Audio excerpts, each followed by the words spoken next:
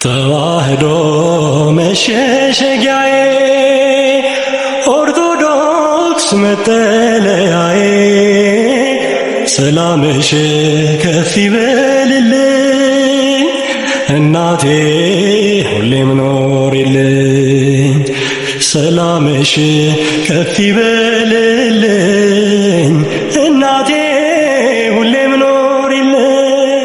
በስመ አብ ወወልድ ወመንፈስ ቅዱስ አሐዱ አምላክ አሜን።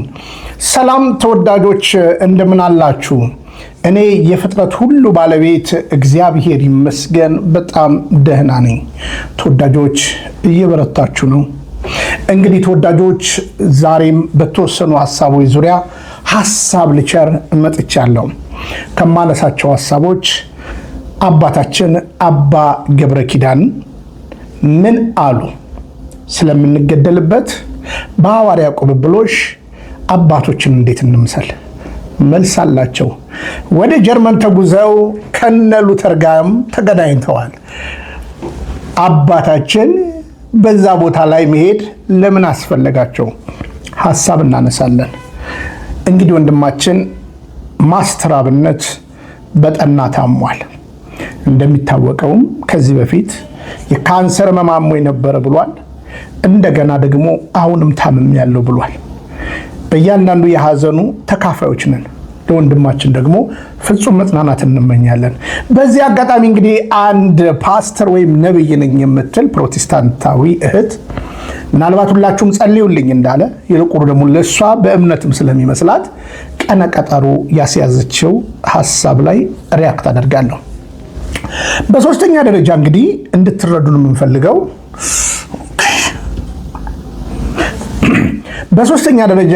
እንድትረዱን የምንፈልገው አእላፋት ዝማሬ መግለጫ አውጥቷል። ይዘቱን በተመለከተ ከባለቤቶቹ እንሰማለን። በአራተኛ ደረጃ ዶክተር አረጋ ዝምታቸውን ሰብረዋል። ባወቁት ልክ ቤተ ክርስቲያንን ለትውልድ አስተዋውቀዋል። በዛም ዙሪያ ሙሉ ቪዲዮ እንሰማለን። ተወዳጆች እንግዲህ ሁላችሁም ሰብስክራይብ፣ ሼር፣ ላይክ እያደረጋችሁ ለትውልድ አድርሱልኝ መልእክቴ ነው። ስትጀምሩ ላይክ አድርጉ። ይህን አገልግሎት መደገፍ የምትፈልጉ ደግፉ፣ አብራችሁን ቁሙ መልእክታችን ነው። ተወዳጆች ሐሳባችንን ስንጀምር ዛሬም በአርሲ በተለያየ ቦታ ግድያው፣ ማፈኑ እንደቀጠለ ነው። በዚህ ሁሉ ግን የቤተ ክርስቲያን ዝምታ ምን ይመስላል? አንዳንድ አባቶች ግን ወደፊት በመውጣት እየደረሰብን ያለው ነገር የአባቶች ዝምታ በብዙ እየጎዳንም እንዳለ ሐሳብ እየቸሩ አሉ። ዛሬም የታገቱ ሰዎች አሉ። ዛሬም ገንዘብ ክፈሉ የተባሉ ሰዎች አሉ። ዛሬም የተጎዱ ሰዎች አሉ። ዛሬም ከቀያቸው የተፈናቀሉ ሰዎች አሉ። ስለ አርሲ ዝም አንልም የሚለው ጽኑ ሙግታችን ስንናገር እያንዳንዱ ትውልድ ማስተዋል ያለበት የአርሲ ጉዳይ ነግበኔ ይሆናል። እነዚህ ህዝቦች በእምነታቸው በዜግነታቸው የሚደርስባቸው መከራ እንዲህ ብለን ሁሌ እንጮሃለን፣ አትግደሉን። ሁለተኛ ስለ ቤተ ክርስቲያን ዝም አንልም።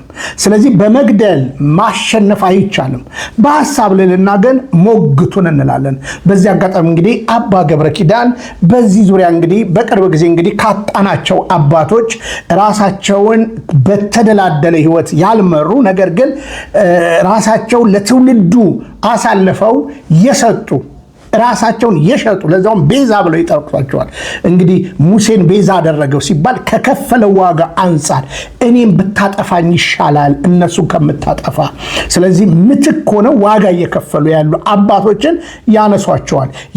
የራሳቸውን ጥቅም በመተው ቤተ ክርስቲያን ትበልጣለች የሚሉ። ስለዚህ አባታችን አባ ገብረ ኪዳን ምን አሉ? እሱ ሰምተን ወደ ማስተር አብነት ሐሳብ እንመጣለን። ሁላችንም እንስማ። ምንላቸው እነዚህ ነው። ምን ሽጠው እንጀራ የሚያጠራቅሙትን አይደለም፣ ራሳቸውን ሽጠው ትውልድ የሚያተርፉትን ነው። እነዚህ ናቸው አባቶቻችን የትናንትናዎቹ ለቤተ ክርስቲያን የኖሩ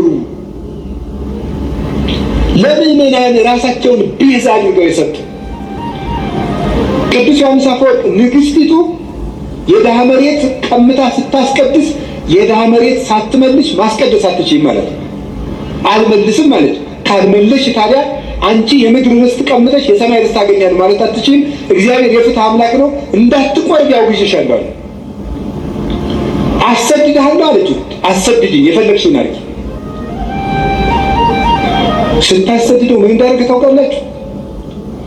እሱ ምን አለ? ኧረ እባካችሁ ዮሐንስን ተው በሉት አሰድደዋለሁ ስትል፣ ይልቁንስ ስታሰድደኝ በሌሊት እንድታሰድደኝ ንገሯት። ምዕመናን መምህራችን አናሰድድም እያሉ ከእሷ ጋር ጠብ ገጥመው እንዲሞቱብኝ አልፈልግም ማለት እንዲህ ነበሩ መምህሮቻችን። ደጋፊ የሚያደራጁ ቲፎዞ የሚያደራጁ እኔ ተነካው ውጡልኝ የሚሉ አልነበሩም። መምህሮቻችን እነ ቅዱስ ቄርሎስ እነ ቅዱስ ዮሐንስ አፈወርቅ ለበጎቻቸው የሚሞቱ ነበሩ። እነዚህ ናቸው መምህሮቻችን። እነዚህን ነው ማሰብ። ማን እንደላከው የማይታወቀው ሁሉ ሀሳብ አመጣው ቁጥር መረበሽ የለባቸውም። መምህሮቻችን እነዚህ ናቸው።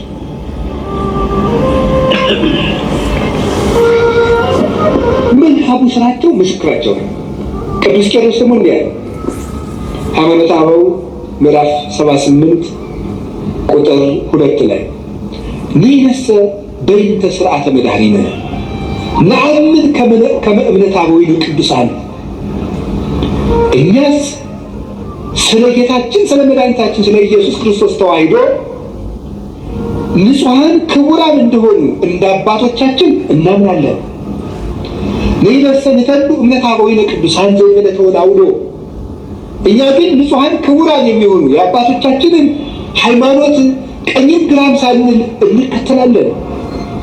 እስመ ሶበ አንበብነ መጻሕፍተ እልክቱ ሠራይነ አልባቢነ፣ የእነሱን መጽሐፍ በተመለከትን ጊዜ ልቡናችንን ወስነን ገተን ይዘነዋልና።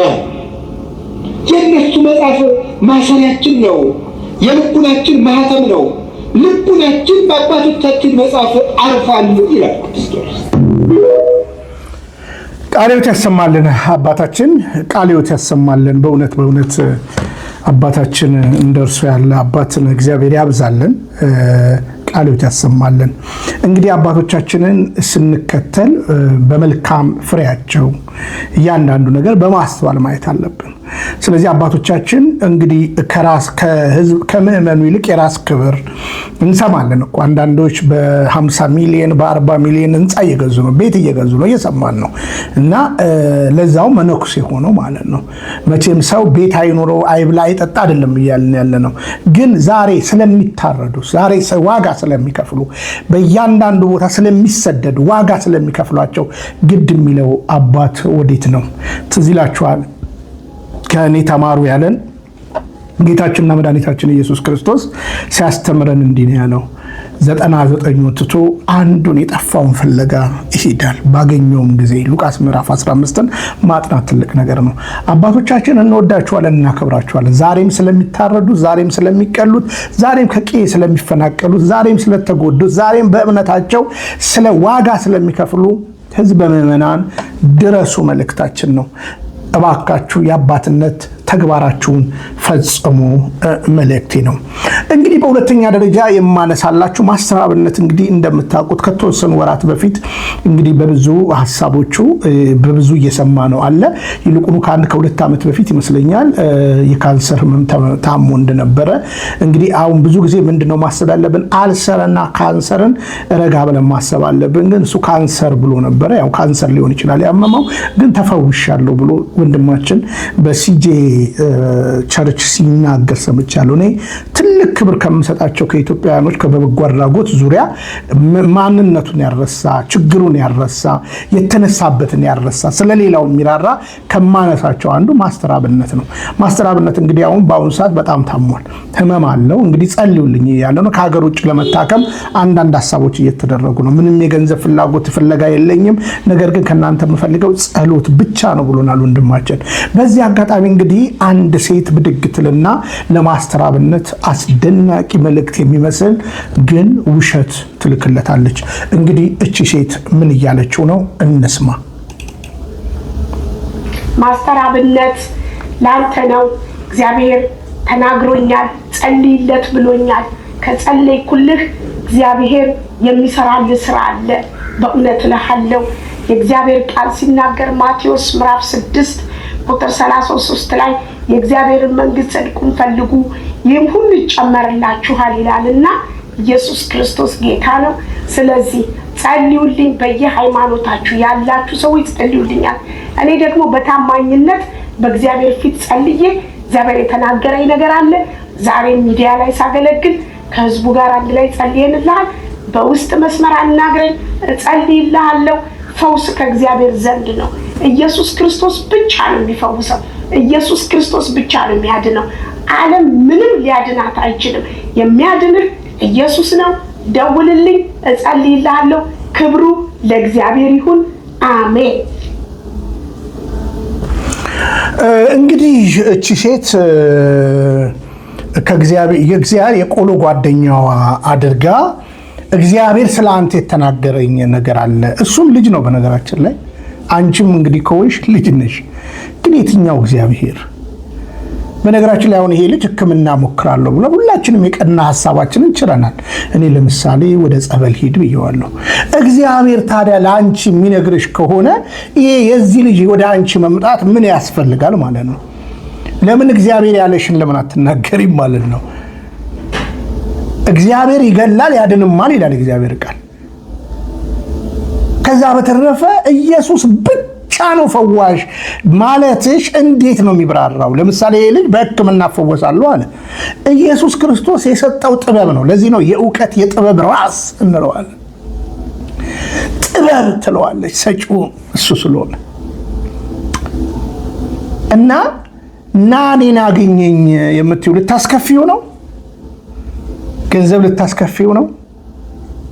እግዚአብሔር ከተናገረሽ በእርግጥ እግዚአብሔር አልተናገረሽም እንጂ በዚህ ያክል ታውቃላችሁ። በቅርብ ጊዜ እንደዚህ አይነት ሰዎች ብዙ ተገለዋል። በነገራችን ላይ በእነዚህ በሟርተኞች ንግግር ማለት ነው። አንዳንዶችን መድኃኒት እያስጣሉ ስለሚገሏቸው ማለት ነው። ይሄ ልጅ ሕክምና ክትትል አለው። ለሕክምና ይሄዳል። መድኃኒት አስጥለው ብዙ የገደሉ ወጣል። ስለዚህ እናቴ አታደናግሪን። በቃ ጸልየሽለት ከሆነ እውነት እግዚአብሔር ደውልልኝ በውስጥ ምን ይለዋል? እኔ አንድ ነገር እና ማደናገሩ ይቅር እትዬ እባክሽን አስተውይ መልእክቴ ነው። ተወዳጆች እንግዲህ ሰሞኑን የምንወዛገባባቸው ሀሳቦች አሉ። ከአንድም በተለያዩ ሰዎች ጋር ያልተግባባንባቸው ሀሳቦች አሉ። እንግዲህ ወደዛ ጉዳይ ላይ ዳግመኛ እንደው እንዲህ ነው መባባሉም አያስፈልግም። ዞሮ አላፋት መዝሙርን እኛ አላፋት ዝማሬን ኢጃት ፕሮጀክትን በእያንዳንዱ ነገር ላይ ደግፉ፣ ቅረቧቸው ነው እያለን ያለ ነው። ስለዚህ አሁን የምንጠብቀው ነገር እየሆነ ነው። በዚህ አጋጣሚ እንግዲህ ጃንደረባው ሚዲያን በጣም ብትከታተሉ ጥሩ ነው። ብዙ ነገሮች ከአይምሮ በላይ ብዙ ነገር እየተፈጠረ ነበር ከ2-3 ዓመት እና እስኪ ቅረቧቸውና እዩ እና አሁን ዛሬ መግለጫ ወጥቷል። እንግዲህ ረፍ በሉ መግለጫ። አንዳንዶች እንግዲህ በእነዚህ ሰዎች ቤት ገብታችሁ እናብኳት ላላችሁ፣ እነሱም እኮ ልጅ ናቸው በነገራችን ላይ። እነሱም ስለ አርሲ እኮ ይሰማቸዋል በነገራችን ላይ። እነሱም እየደረሰብን ስላለው ነገር እኮ በሚገባ ይሰማቸዋል። ታዲያ እናንተ ደርሶ አዋቂ ለምን ትሆናላችሁ? ነገር ግን አሁን መግለጫ ወጥቷል። መግለጫውን እስኪ እንስማና ወደ ቀጣዩ እንሂድ። ዝማሬ በመንፈስ ቅዱስ የተሰናዳ የሰላም መዝሙር ነው። ብፁዕ ወቅዱስ አቡነ ማትርያርክ አቡነ ማትያስ ፓትርያርክ ዘኢትዮጵያ የኢትዮጵያዊው ጃንደረባ ትውልድ በአዲስ አበባና በድሬዳዋ ከተማ የሚያዘጋጀው የ2018 ሶስተኛው የአላፋት ዝማሬ መርሃ ግብር ታኅሳስ 28 ቀን 2018 ዓመተ ምህረት በአዲስ አበባ መስቀል አደባባይና በድሬዳዋ ለገሃር አደባባይ ከቀኑ 10 ሰዓት ጀምሮ እንደሚካሄድም በዚሁ ለማሳወቅ እንወዳለን። ከዚህ በተጨማሪ በጥቅምት ወር ላይ የአላፋት ዝማሬን ማዘጋጀት ለሚፈልጉ አካላት እድሉን ክፍት በማድረግ በሀገረ ስብከታቸው እውቅና እስከተሰጣቸውና መስፈርቱን እስካሟሉ ድረስ የአላፋት ዝማሬን ማድረግ እንደሚችሉ መግለጻችን ይታወቃል። በዚህም መሰረት የሀገር ውስጥና ከሀገር ውጭ ባሉ አድባራት፣ ማህበራትና ሰንበት ትምህርት ቤቶች የአእላፋት ዝማሬን ለማዘጋጀት ጥያቄ አቅርበው ኢጃት የሁነት አዘገጃጀት ስልጠናና የልምድ ልውውጥ መድረክም አዘጋጅቷል። እነዚህም አንድ በአርሲ ሀገረ ስብከት አሰላ የሰንበት ትምህርት ቤቶች አንድነት፣ ሁለት በቤንሻንጉል ጉሙዝ ክልል የአሶሳ ሀገረ ስብከት ደውልሽ ይሰማ ሁለገብ የአገልግሎት ማህበር፣ ሶስት በምዕራብ ሸዋ ሀገረ ስብከት ሆለታ ከተማ የደብረ ኤዶም ቅዱስ ገብርኤል ቤተክርስቲያን፣ አራተኛ በምዕራብ ሸዋ ሀገረ ስብከት በአምቦ ከተማ መንበረ ጵጵስና በመሰረተ ሕይወት ቅድስት ኪዳነ ምሕረት ቤተክርስቲያን፣ አምስተኛ በደቡብ ወሎ ሀገረ ስብከት የደሴ ርዕሰ አድባራት ደብረ መድኃኒት መድኃኔ ዓለም ቤተክርስቲያን ወልድ ዋህድ ሰንበት ትምህርት ቤት፣ ስድስተኛ ከሀገር ውጭ የሲያትል ደብረ ጥበባት በዓታ ለማርያም ቤተክርስቲያን፣ ሰባተኛ በምስራቅ አፍሪካ የኬንያ፣ ኡጋንዳ፣ ታንዛኒያ እና ሩዋንዳ ሀገረ ስብከት በኡጋንዳ ካምፓላ መካነ ሰላም መድኃኔ ዓለም ቤተክርስቲያን እንዲሁም ስምንተኛ በምስራቅ ሸዋ ሀገረ ስብከት የሞጆ ደብረ ብርሃን ቅድስት ሥላሴ ቤተክርስቲያን ናቸው። የዘንድሮ የአእላፋት ዝማሬ ከዚህ በፊት ከተደረጉት ሁለት የአእላፋት ዝማሬያት የሚለየው በሚዘጋጅበት ቦታ ብቻ መሆኑን ተገንዝባችሁ ምዕመናን እንደከዚህ በፊቱ ሁሉ መዝሙር በማጥናት ለመድኃኔ ዓለም ልደት የሚገባ ንጹሕ ልብስ በማዘጋጀት በየሳምንቱ አርብ በሚደረገው የማህረና አብ ጸሎት ላይ በመገኘትና ኦርቶዶክሳዊ ስነ ምግባር በተሞላበት ሁኔታ የጌታችን የአምላካችንና የመድኃኒታችንን የልደት በዓል ዋዜማ ስርዓተ ቤተክርስቲያንን በጠበቀ መልኩ በሰላማዊ መንገድ ማክበር እንድንችል ሁላችንም ዝግጅት እንድናደርግ ጥሪ እናቀርባለን። የ2018 ዓመተ ምህረት ሶስተኛው የአእላፋት ዝማሬ ዝግጅትና ዝርዝር ሁኔታዎችን በተመለከተ በአእላፋት ሳምንት አጋማሽ ላይ በሰፊው መግለጫ የምንሰጥበት ይሆናል። ከሁሉም በላይ በጸሎት እንድታስቡን በፍጹም ትህትና እንጠይቃለን። ስብሐት ለእግዚአብሔር ወለወላዲቱ ድንግል ወለመስቀሉ ክቡር። ይቆያል። ቃልዮት ያሰማልን። እንግዲህ በአዲስ አበባ ብቻ ሳይሆን አምና እንግዲህ በድሬዳዋም ነበር፣ በዚህ እኔ ባለሁበትም በኡጋንዳ ነበር። በዚህ አጋጣሚ እንግዲህ ዘንድሮም ቆይተዋል። እንግዲህ ሰንበት ትምህርት ቤት ተማሪዎች ከተለያዩ ወንድመቶቻቸው ጋር እንግዲህ በዝግጅት ላይ ነው ያሉት። ስለዚህ የአእላፋት ዝማሬ እንግዲህ ከአምና እንግዲህ ሁለት ሆነው ከሀገርና ከሀገር ውጭ በስፋት እንትን ብለዋል። ስለዚህ እነዚህ ልጆች ልጅ ናቸው ለቤተ ክርስቲያን። በእንዲህ ሁኔታ እንግዲህ ዝማሬን የገና በዓል የምስጋና በዓል ነው። ትንቢት የተፈጸመበት ጌታችንና መድኃኒታችን ኢየሱስ ክርስቶስ ወደዚህ ምድር የመጣበት አምላክ ሰው ሆነ፣ ሰው አምላክ ሆነ የምንልበት እማምላክ ወላዲተ አምላክን በብዙ የምናይበት በጣም የምንደነቅበት አይደለ? ትልቅ በዓላችን ነው። ትልቅ በዓላችን ነው። እናም ትውልድ ማስተዋል አለበት። በዚህ ታላቅ በዓል ላይ ምን ለብሰን ምን አድርገን ምን ዘምረን እሱን እንደምናከብር እንድንለይ ይሁን። የቤተ ክርስቲያን ስርዓት ለሕማሙ ሕማም ትላለች፣ ለደስታው ደስታ ትላለች፣ ለእያንዳንዱ ነገር ሰነዳለናለች። ቤተ ክርስቲያንን ማወቅ መታደል ነው። ስለሆነም በተባሉት ቦታዎች እንግዲህ ያለውን መሰረታዊ መርሃ ግብር በማየትና በመረዳት ደግሞ መዝሙሮች ተለቋል። መዝሙሮችን በማጥናት በዓሉን በደስታ በሐሴት በእውነትም ለመናገር የተወለደው ጌታችንና መድኃኒታችን ኢየሱስ ክርስቶስን በእውነት በእውነት በእውነት በእውነት በእውነት በደስታ እንድናከብር ከወዲሁ እንናገራለን። እኛ እንግዲህ በግልጽ አማርኛ አቋማችንን አሳይተናል። እየተናገርን ያለነው የአእላፋት ዝማሬ መቀጠል አለበት። ዝማሬ አንዱ የጦር መሳሪያ ነው። ስለዚህ ኢጃት እንግዲህ ቀርባችሁ ደግሞ እነሱን ብታቋቸው፣ በፋይናንስ ብትደግፏቸው፣ አብራችኋቸው እንድትቆሙ የአደራ መልእክቴ ነው ተወዳጆች። ቀጥዬ እንግዲህ አባ ገብረ ኪዳን ወደ ጀርመን ሄደው ነበረ። ሉተርን ለማየት ሄደው ነበር እና 250 ኪሎ ሜትር ነው የተጓዙት እና አባ ገብረ ኪዳን በሄዱበት ጊዜ በዛ ቦታ ላይ ያጋጠሟቸውን ነገር እንዲሁም ደግሞ ፕሮቴስታንቱ ከካቶሊክ ቤተክርስቲያን በወሰደው ቦታ ላይ የሆነው ነገር ምንድን ነው? እስቲ ከአባታችን ከአባ ገብረ ኪዳን ምን አዩ? አንዳንዶች ምክንያቱም በዚህ በመጠጥ ዙሪያ ኦርቶዶክስን በጣም ትከሳላችሁ እና አንዳንድ ጊዜ አያዋጣም እንደዚህ አይነት ክስ። ምክንያቱም የራሱ አሮባት የሰው ታማስ ስላለች እና እስቲ ምን አጋጠማቸው እንስማቸው። እጄ ነበረ እና የማርቲን ሉተር ትውልዱ እዚያ ነውና እኔ እዚህ ሰው ሀገር ማየት ፈልጋለሁ ብዬ 250 ኪሎ ሜትር አስነድቼ ሄድኩኝ። ይሄ የሚመጠብጠን ሰውዬማ የት ነው የተወለደው ብዬ ሄድኩኝ እና ሄጄ ማርቲን ሉተር መጀመሪያ ፕሮቴስት አድርጎ የለወጠው ሴንት አውግስቲን ገዳም አለ። ገዳምነት ወደ ቸርችነት የለወጣችኋል። ቸርቹ ግቢ ውስጥ ውስኪ ይሸጣል። ጅባሉ የማያውቁት አገር ነው። ቆርበት አልጥፉልኝ አለ። እኔ በዚህ ፓወርፖይንት ቢኖር አሳያችሁ ነበር። ፎቶግራፉን አንስቼው መጥቻለሁ ኢትዮጵያ እንዳሳየው ብዬ። ቢራ ይሸጣል፣ ዋይን ይሸጣል አልኳቸው። አዎ ይሸጣል አለ። ልገዛቸው መስሏቸው።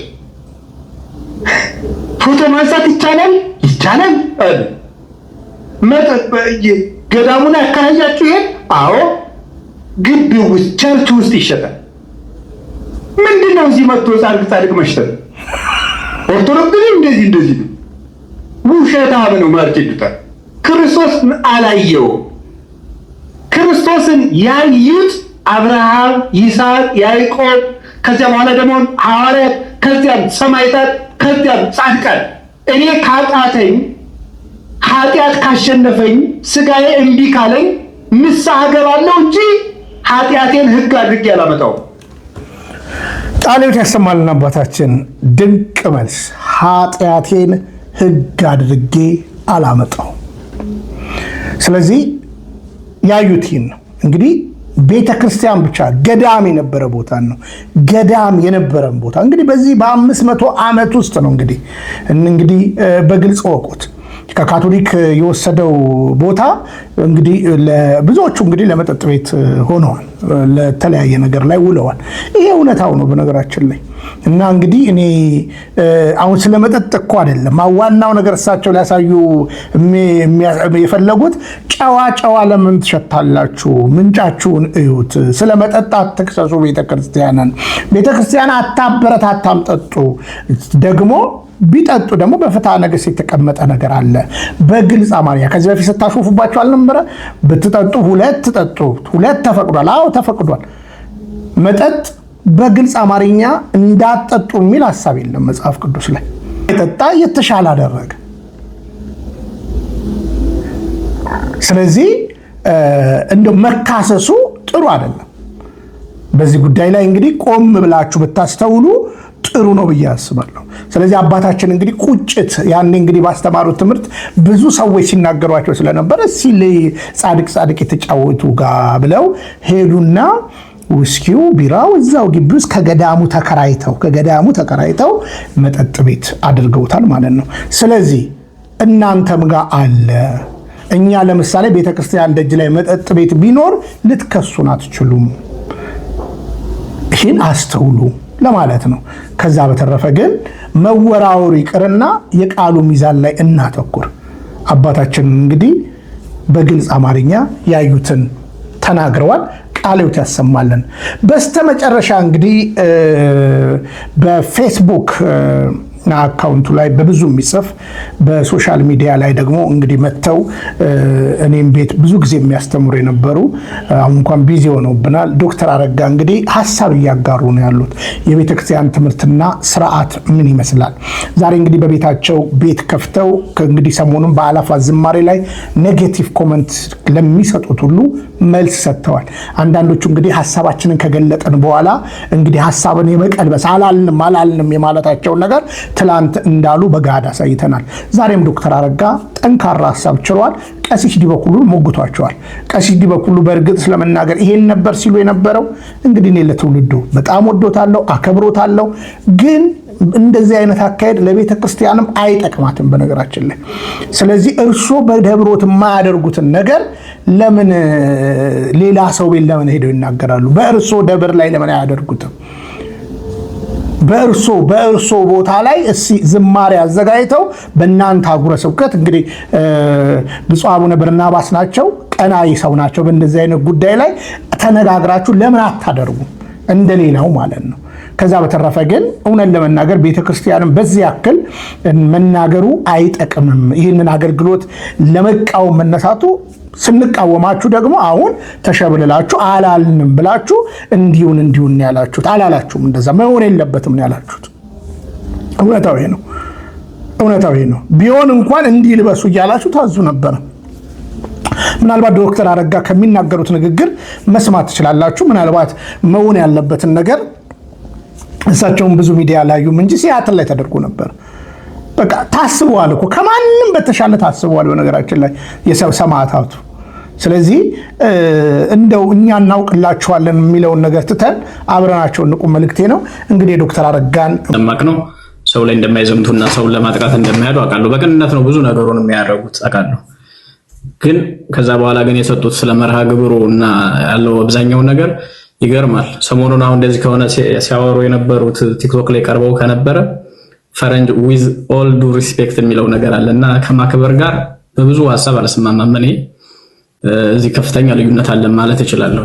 አንደኛ ኮንስፓይሬሲው ራሱ ማለት ነው። ይሄ ሊጠለፍ ይችላል። እዛ መስቀል አደባባይ እስከዛሬ ሲከለክል ኖሮ አሁን የፈቀደው ሊጠልፈው ነው። አምና ቦሌም ከልክሎ ነበር ምናምን የሚሉትን ጨምሮ እኔ ባያል አረጋቸውም ለዛ ከተጠየቅኩ አብራራለሁኝ። ምንም ግንኙነት አለው ብዬ አላስብም። አሁን መንግስት የፈቀደበት ለመጥለፍ እንዲመቸው ነው ምናምን የሚለው እንደዛ አይደለም መንግስት ካልኩሌት የሚያደርገው። ይሄንን ግን ፕሮግራም ለመጠቀም መንግስት አይሞክርም ወይ አልሞከረም ወይ? ኦኬ ይኖራል፣ ግን እናንተ በምታስቡበት ነው ብዬ አላስብም እኔ። እሱ ማስረዳ ካለብኝ አስረዳለሁ። አንደኛው። ሁለተኛው ሌላው ያነሱት ነገር ደግሞ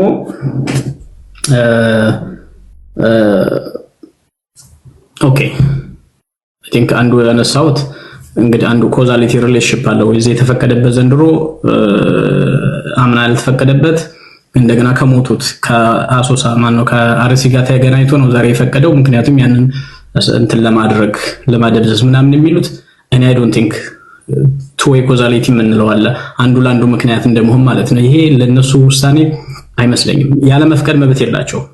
ባይዘው ህገወጥነት ነው አለመፍቀዳቸው። ከአሁን በፊት 2 ዓመት ያደረጉት ዘንድሮ መፍቀዳቸው የነሱ ፈቃድ አይደለም። እውነት ለመናገር የኛ መብታችንን እንደመጠቀም ነው እንጂ የሚቆጥረው የነሱ እንደ ቤኔቮለንት ስለሆኑ ወይም ደግሞ ደጎች ስለሆኑ ያደረጉት አይደለም።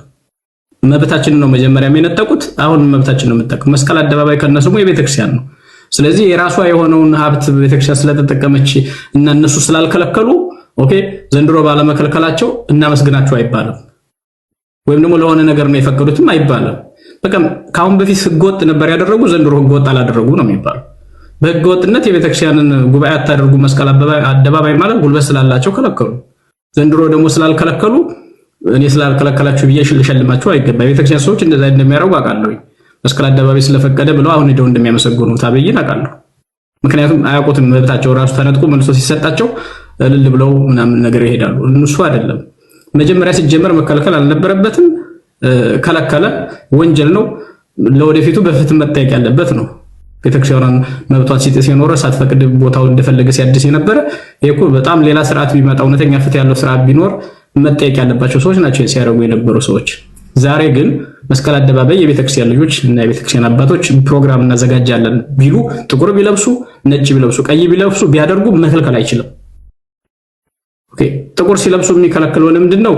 ፖለቲካ ያስተላልፉብኛል፣ ሌላ ሲግናል ይለቁብኛል ሲል አሁን ይከለክላል ማለት ነው። ቅድም ሰው እንዳሉት ግን ደግሞ አሁን በመፍቀዱ የሄኖክን ፕሮግራም የፈቀደው ተነጋግሮ ሊጠቀምበት ስላሰበ ነው የሚለውን ይተውት ቀሲስ ማለት ሌሎችም ሲሉ የሰማቸው ያሉ ይመስለኛል። አንደኛ እሱ ብዙ ትርጉም ስለማይሰጥ ማለት ነው። አንዳንድ ጊዜ መብታችንን አሳልፈን እንሰጥና መልሰን እንደገና ሲተውልን ወይም ደግሞ ታስሮ የተፈታ ሰው እንደው አንዳንድ ሰው ያስረና መንግስት ምን ያደርጋል? ወያኖችም ይሄን ያደርጉ ነበር። የሚረብሽን ሰው ይሄን ድምጽ ለማስቀየስ የሆነ ዋናውን ሰው ያስሩታል። ከዛ በኋላ ዋናውን ጥያቄ ያስረሱና ገሌ ይፈታ። እገሌ ሲፈታ ደግሞ መንግስት ጋር ኬክ ይዘን እንሄዳለን። መንግስት ስለፈታ መንግስት በጣም ይደነቃል ማለት ነው። ይሄ በጣም ተራ የወያኔ ፖለቲካ የነበረ ነው። አሁንም ይሄን ይጠቀሙታል እነዚህ። መስቀል አደባባይን ያህል ነገር ድሮ አብዮት አደባባይ ምናምን እያሉ ለማናደድ የመጅሊስ አደባባይ ነው ምንድን ነበር ያሉት? ኢድ አደባባይ እያሉ ሙስሊሞቹ ሲያበሽኩ አሁን እኮ የፈለጉትን አደባባይ ቢሉን እሱ ሌግዠሪ ጥያቄ ሆኖብናል። ከለትለት ዲግሬድ እያደረግን ጥያቄያችንን እየወረድን አሁን ይህሉና ላይ ደርሰናል ማለት ነው። አሁን ክርስቲያኖች በሰላም ወጥተው ይገባሉ የሚለው ራሱ በጣም ሆኖብናል። ምክንያቱም መጀመሪያ ላይ ራሱ ዋናው መብታችን ሲነጠቀው በደንብ አድርገን ካልኩሌት አድርገን ስለማንጠይቅ ስለማናስበው መንግስት ከማልቀስ ያለፈ ሚና የላቸውምና ለ3 ቀን ሶፍት ስጧቸው ከዛ በኋላ ይተዋሉ።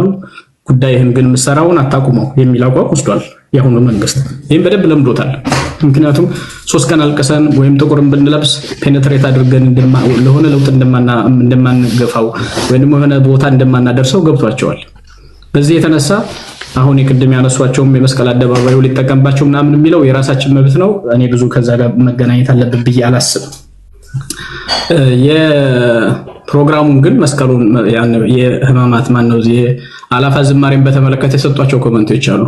መዝሙር አመራረጡን አለባበሱን በተመለከተ አይ ዶንት ቲንክ ኢት ሜክስ ሴንስ ማለት ነው። እኛ አባል ያልሆንበትን የሆነ ማህበር ነው የቤተክርስቲያን አካል ቢሆንም ግን ደግሞ የሆነ ግሩፕ ያለው አባላት ያሉት መተዳደሪያ ያሉት የሚሰራው የራሱ ፕሮጀክቶች ያሉት ማህበር ነው።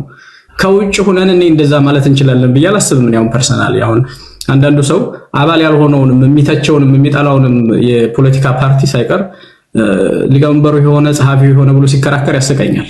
አሁን የብልጽግና ሰዎች ሳይቀሩ እርስ በርሳቸው ስለተሾሙ አንዱ ሾመ ምናምን ብሎ የሚጠላቸው ሰው ሁሉ ይተቻቻል። ትርጉም አይሰጥም ባይዘው እና እነዚህ ሰዎች የኢጃት ሰዎች የራሳቸው መተዳደሪያ ያላቸው ምን ማቅረብ እንዳለባቸው የራሳቸው አይደንቲቲ ያላቸው ያን አይደንቲቲ ከቤተክርስቲያን አይደንቲቲ ጋር አጣጥመውታል አላጣጣሙትም የሚለውን ነው እንጂ መጠየቅ የምንችለው እንደ ተመልካች እንደ ታዛቢ እንደ ተሳታፊ ግን መምረጥ ያለባችሁ ለዚህ ቀን መዝሙር ይሄ ነው፣ ለዚህ ማድረግ ያለባችሁ ይሄ ነው፣ የፕሮግራማችሁ ቅመሙ እንዲህ መሆን አለበት ማለት የምንችልበት እንትን ላይ ካፓሲቲ ላይ ነን ብዬ አላስብም ማለት ነው እንደ ታዛቢ ግን ከዚህ ጋር አያይዘው ምክንያቱም እየሞትን ስለሆነ ነጭ ለብሶ መሄድ ትርጉም አይሰጥም ከዝማሬ ይልቅ መዋስዕት ይሁን ያሏቸው ነገሮች አሉ። በአንድ በኩል አሁን እኔ እውነት ነገር የተባለው ነገር ሪሊ ትርጉም ይሰጣል ምናምን በየሳስብ እንዳልኩት ነው ስትራግል አደርጋለሁ። ምክንያቱም የመስቀል ይሄ መርሃ ግብር የተዘጋጀው የገና የልደት ዋዜማ ነው። የልደት ዋዜማ ሰዎች ጥቁር ለብሰው የሚያለቅሱት ለምንድን ነው? ኢምፕሊኬሽኑ ራሱ ክርስቶስ ለምን ተወለደ ነው ማለት ሰዎች እኮ የልደት ዋዜማን ዘምር ብለው የመርሃ ግብር ያዘጋጁት እኮ ሌሎች ምክንያቶች እንዳሉ ነው። አንዱና መሄኑ የልደት ዋዜማ ክርስቶስ በመወለዱ ሰዎች ተደስተው እንደ መላእክት እየዘመሩ እንዲያመሰግኑ ነው። ዓላማው ያ ብቻ ነው እንጂ የብዙሃነት ብዙ ቁጥር ሆኖ ፕራዋስን ማሳየት አይደለም። በቃ የሆነ በአደባባይ ወጥቶ ብዙ ነን ይሄ ነው ጌጣችን ነው ውበት ነው እሱ ኤክስትራ ነው ከምስጋናው ተጨማሪ የሚመጣ ሌላ ቤኔፊት እንጂ አልቲሜት ጎሉ የሚመስለኝ እኔ የልደት የክርስቶስን ትልቁን በዓል በልክ መላእክትና ሰው ተስማምተው እንደዘመሩት እየዘመርን እንቀበለው። የልደት ከልደት በላይ ትልቅ በዓል የለም።